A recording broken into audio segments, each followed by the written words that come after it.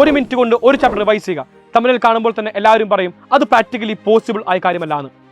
Practically possible അല്ലാത്ത കാര്യത്തിനെ possible ആക്കലാണ് എക്കാലവും സൈലം ചെയ്തിട്ടുള്ളത്, ഇനിയും ചെയ്തുകൊണ്ടേ ഇരിക്കുക തന്നെ ചെയ്യും.